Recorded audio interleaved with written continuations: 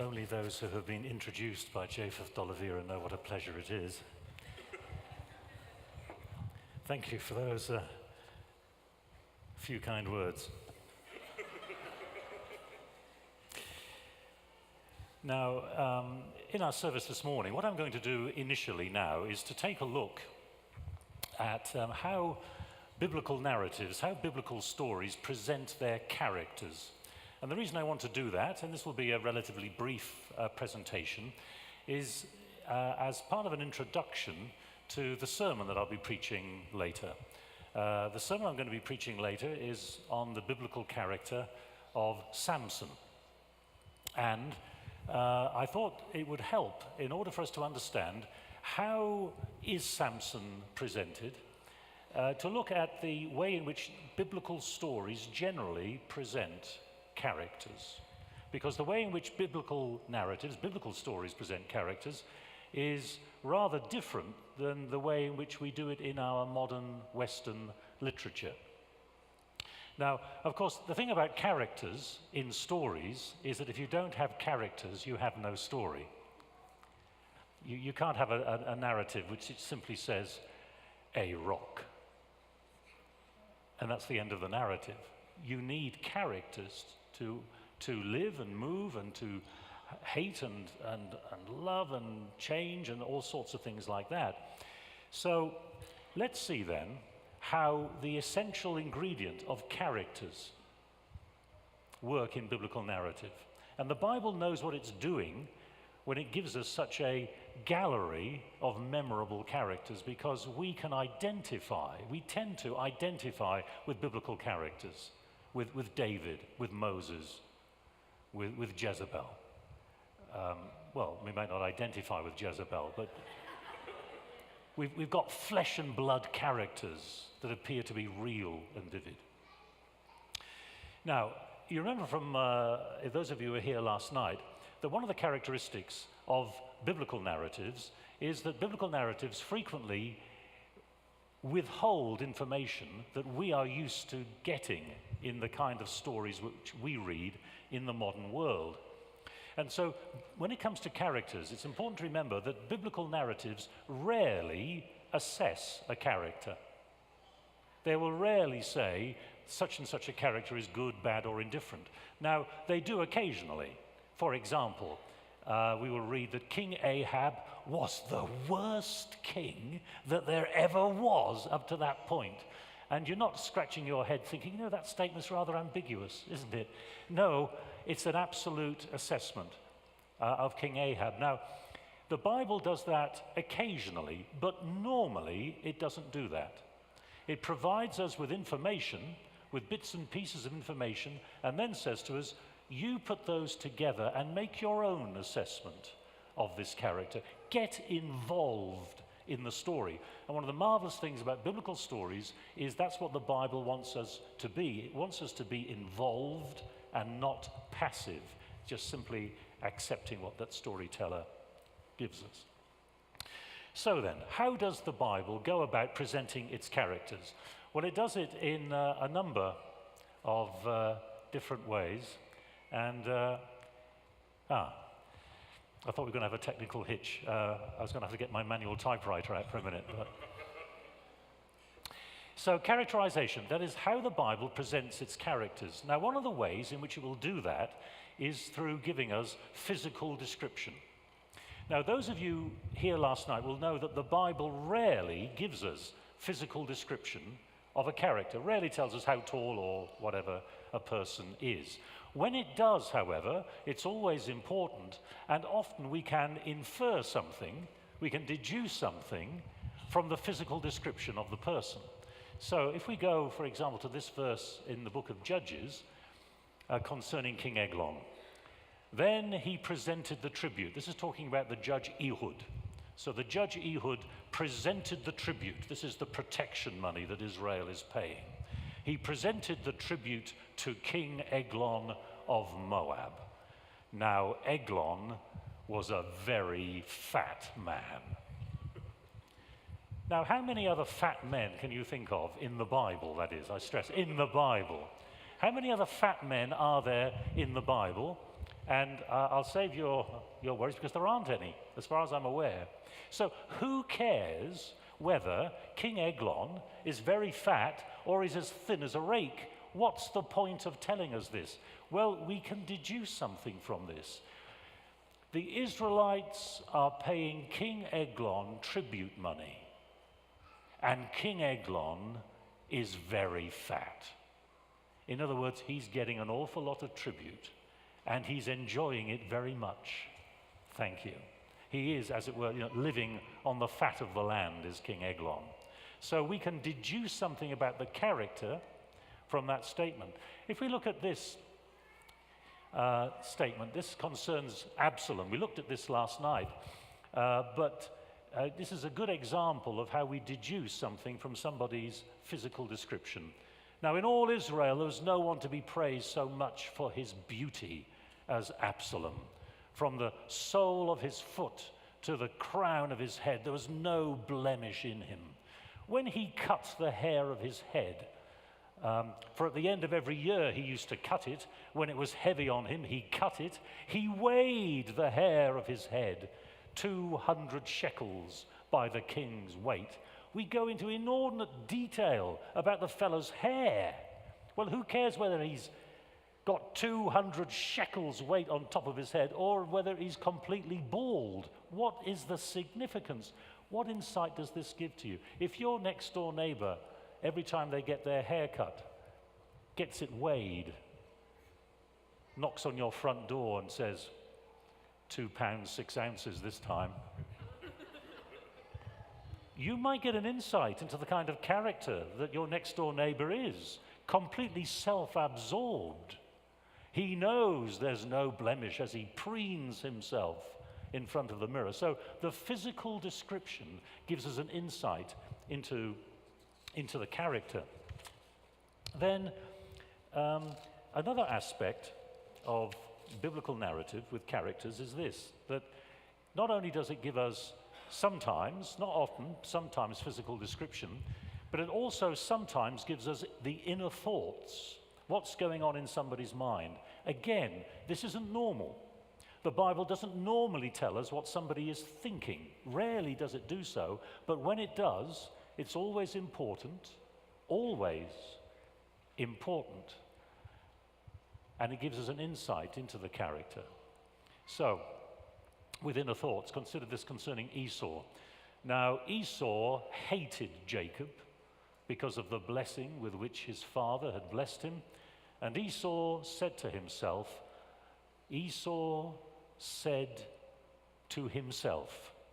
So here our narrator knows what's in the mind of Esau, and he reveals what's in his mind. What kind of a character is Esau at this point then? Well, what's in his mind? The days of mourning for my father are approaching. In other words, Dad is soon going to be gone. Then I will kill my brother Jacob. That's what's in his mind. So it gives us an insight into the kind of character that Esau is. What about this one? This afternoon, we're going to be looking at the story of David and Bathsheba. And if you know the story behind this, Bathsheba has just sent David some bad news. And the bad news is that she's pregnant. And no, sorry, that's another one, isn't it? One of the things I said last night about characters and narratives is you need to be creative, and I was being extremely creative there. Because always read the script. That's a good point. As I was saying, the Book of Esther. In yes, the Book of Esther. I'm coming to that one in a minute. If you know the background to the Book of Esther here, this is Haman coming into the court. So Haman came in, and the king said to him, "What shall be done for the man whom the king wishes to honor?" Now, of course, the king has in mind Mordecai, the Jew. But Haman said to himself in his mind, "Whom would the king wish to honor more than me?" So here's a person so self-obsessed, so self-absorbed, he cannot imagine that the king would want to honor anyone other than himself. And as if you know the story, the king has news for Haman. But insight into the character's mind, that gives us a real insight as to what's going on in the story. But not only physical description, not only inner thoughts, but also we have the speech and actions of people. In other words, largely, when we read biblical stories, what we have what people say and what people do. And from what they say and what they do, we then need to draw conclusions as to what kind of character they are. So we need to interpret their words. Why do people say this and why do people do that? If we look at this, we'll look at this question then. Why do characters speak or act as they do? If we can answer that, then we get an insight into that person. Here's one from Genesis chapter 4. And the Lord had regard for Abel and his offering, but for Cain and his offering, he had no regard. Why does God, because in this passage, God is a character too, why does God reject? Why does God reject Cain's sacrifice and accept Abel's sacrifice? Now, I dare say that about 90% of you already know that. You'll say it's as plain as the nose on your face. You go to the story and you discover the narrator does not tell us. Other people may have told you the reason for that in the past, but the biblical storyteller doesn't explicitly say. So we need to go back to the story and say, let's try and work this out.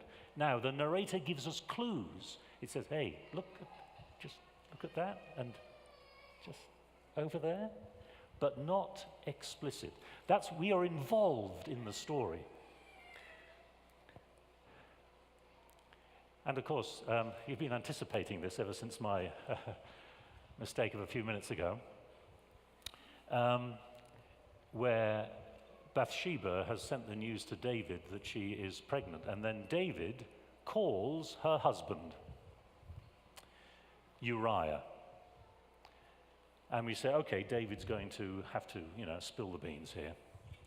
And when Uriah came to him, David asked how Joab and the people fared and how the war was going.